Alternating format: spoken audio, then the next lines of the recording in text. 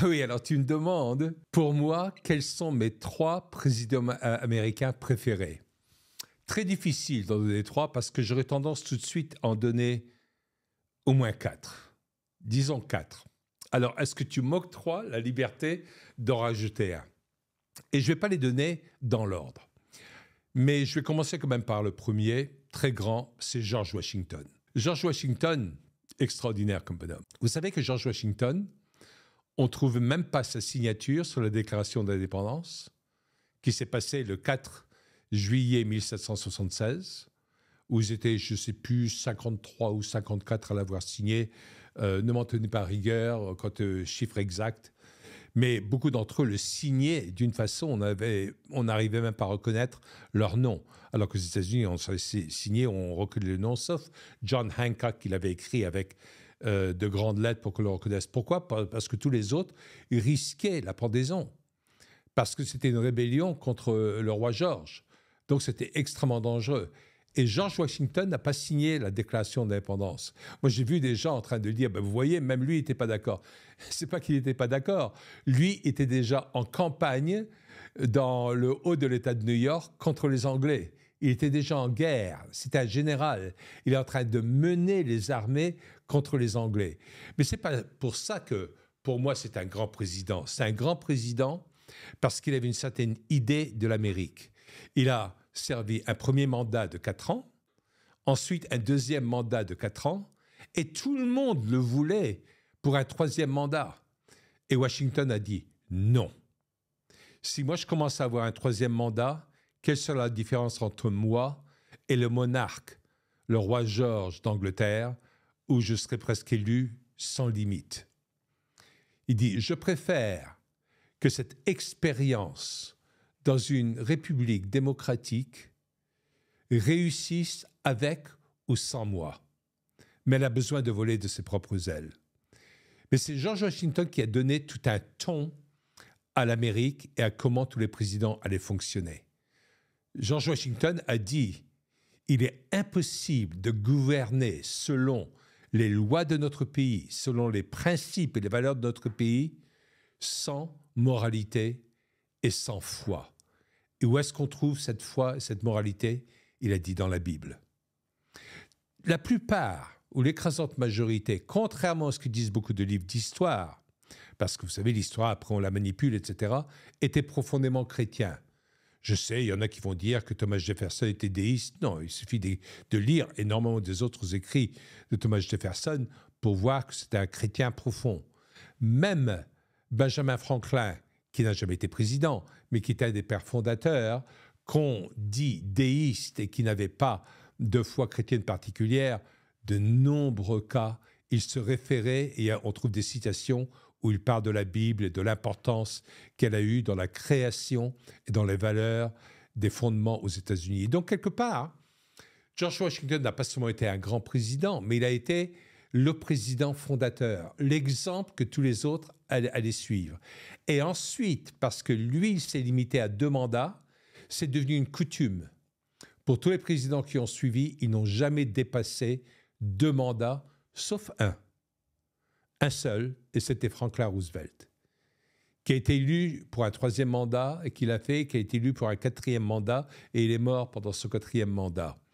Et juste après Franklin Roosevelt, quand Truman, qui était vice-président avec Franklin Roosevelt, a pris la présidence, qu'ils ont amené, je crois que c'était le 25e amendement, je pense, je ne me souviens plus exactement, mais je crois que c'est le 25e amendement à la Constitution, qui maintenant, c'est écrit dans la Constitution qu'un président ne peut pas exercer plus de 2 mandats. Maintenant, si un président arrive à la présidence parce que le président est mort et lui était vice-président, si il n'a que 11 mois à terminer sur ce mandat, il peut terminer celui-ci et être réélu pour 2 mandats. Mais si c'est au-delà de 11 mois, ça compte comme un mandat plein. Il ne peut être réélu que pour un mandat suivant. Donc pour moi, George Washington, c'est le premier, c'est le très grand, et ça reste la référence pour tous les autres. Après, moi, je vais rentrer dans des présidents que j'ai déjà connus. Alors peut-être qu'il il y a un biais, mais j'aime tellement l'histoire que je me suis intéressé à tous les présidents des États-Unis. J'ai lu plein de choses sur eux, sur ce qu'ils ont fait, etc. Mais pour moi, un président qui a été transformateur, c'était Reagan. C'était Reagan, parce que Reagan est arrivé, et il a été élu au mois de novembre, donc 1980, et il a commencé son mandat le 20 janvier 1981, et Reagan a transformé les États-Unis, il les a ramenés à une certaine valeur. C'est lui qui disait toujours le gouvernement n'est pas là pour vous aider réellement, il est censé vous défendre, mais surtout pas de vous mettre des bâtons dans les roues. Et lors de son discours d'investiture, il a dit, dans cette crise actuelle, le gouvernement n'est pas la réponse à vos problèmes. Le gouvernement est le problème. Donc, c'est très intéressant parce que dans ce sens, Reagan correspondait à la Constitution des États-Unis. La Constitution des États-Unis est une constitution très courte, mais elle est négative. Elle est négative dans le sens où elle limite le pouvoir de la présidence, elle limite le pouvoir du gouvernement. Souvenons-nous qu'aux États-Unis, on est sous common law, c'est-à-dire la loi avec des précédents, la loi commune. On n'est pas dans un code codéifié tel que le code Napoléon. La façon dont moi je distingue entre les deux, c'est que le code Napoléon vous dit que vous pouvez faire tout ce qui est autorisé, alors qu'aux États-Unis, la loi dit que vous pouvez faire tout ce qui n'est pas interdit. Et c'est pour ça qu'il y a une telle bagarre avec Trump maintenant, mais déjà avec Reagan, contre la réglementation. Parce qu'aux États-Unis, si on enfreint la loi, on est toujours considéré comme innocent jusqu'à ce que l'État nous prouve coupable.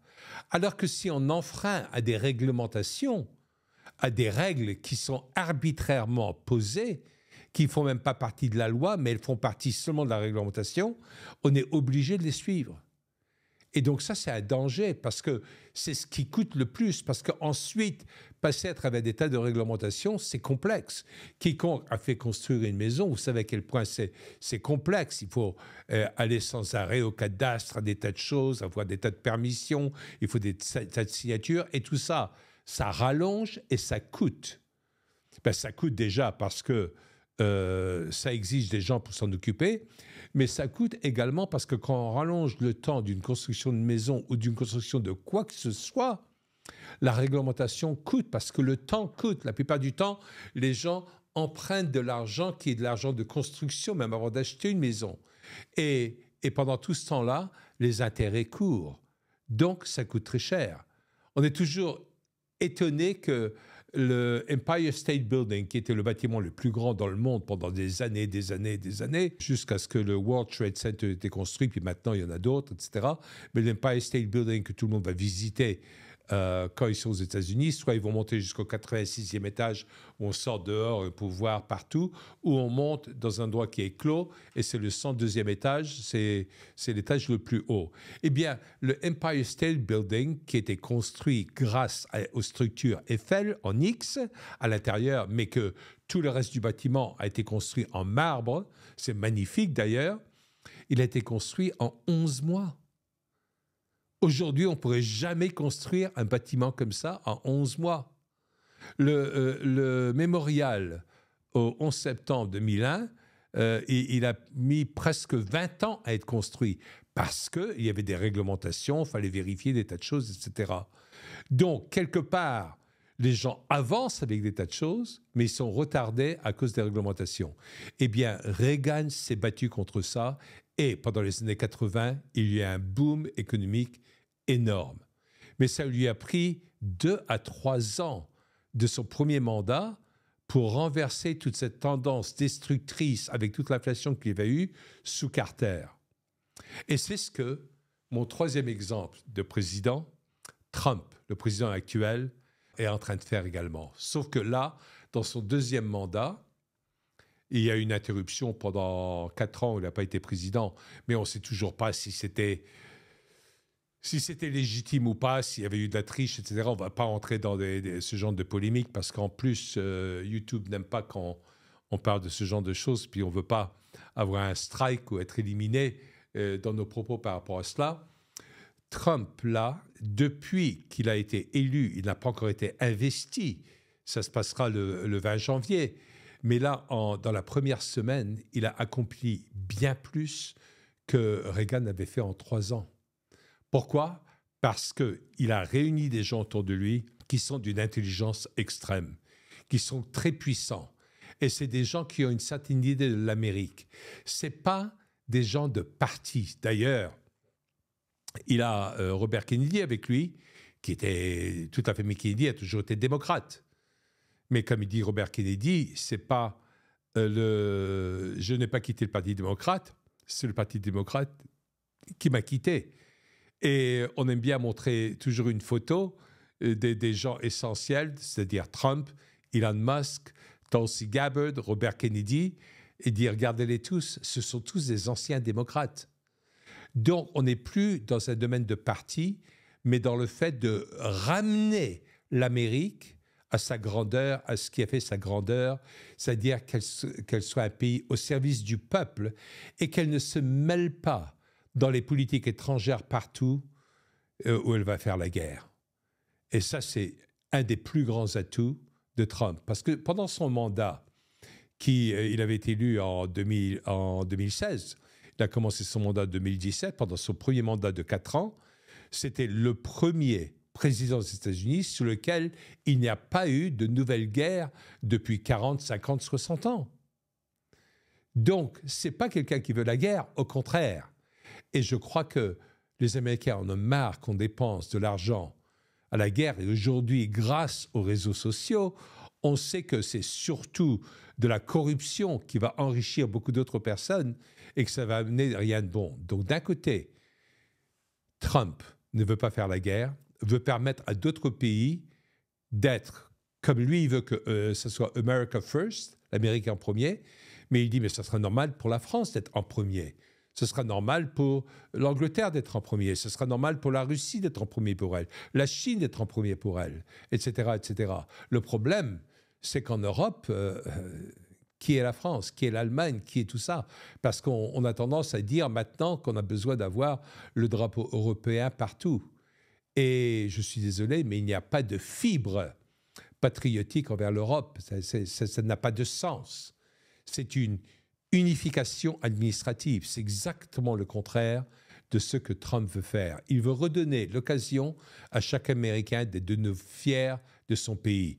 Et il y a eu un changement énorme. Et donc, c'est pour ça que moi, je veux dire, même alors qu'il va seulement commencer son 2e mandat, Trump fait partie de mes préférés. Il faut que j'en rajoute un, peut-être 2 même.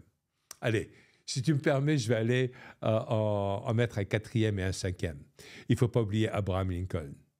Abraham Lincoln, c'est quelqu'un qui a transformé l'Amérique, qui a amené toute la libération de l'esclavage. C'est les républicains qui les ont fait, hein? Ce n'est pas les démocrates, contrairement à ce qu'on pourrait toujours penser. Et donc, Lincoln avait une vue de l'Amérique qui était exceptionnelle. Moi, je vous conseille, pour comprendre vraiment la richesse de Lincoln, d'aller chercher quelque part son discours d'investiture pour son 2e mandat. Donc, son 2e discours d'investiture. Je ne vais pas vous le réciter maintenant parce que je ne m'en souviens pas complètement par cœur de tête, mais allez le relire et vous verrez la pénétration de la foi et de la notion de valeur et de tout cela aux États-Unis. Lincoln était un grand et il a payé. Et c'est quand même curieux, hein? Lui, il a payé de sa vie. Reagan a failli le payer de sa vie. Je ne sais plus s'il y a des gens qui s'en souviennent, mais Reagan est président seulement depuis 4 ou 5 mois. On lui a tiré dessus et c'est un miracle qui a fait qu'il n'en soit pas mort.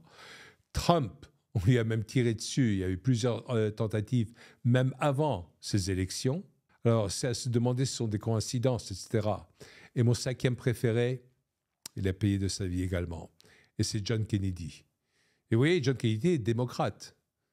Mais John Kennedy, démocrate tel qu'il était, avec les principes qu'il avait, eh bien, il aurait pu être un Trumpiste aujourd'hui, parce qu'ils sont sur la même longueur d'onde. John Kennedy avait découvert que la CIA avait organisé des tas de guerres en Afrique pour contrôler, pour renverser des gouvernements, aussi bien en Amérique latine, en Amérique centrale, partout à travers le monde. Ils étaient en train de renverser des gouvernements. Et en Afrique, c'était au Congo, c'était en Angola. Il y avait beaucoup de pays où ils étaient très impliqués. Et quand John Kennedy est arrivé à la présidence, il a découvert tout ça. Et il a tout de suite voulu contrecarrer tout ceci en créant une entité qu'il avait appelée The Peace Corps.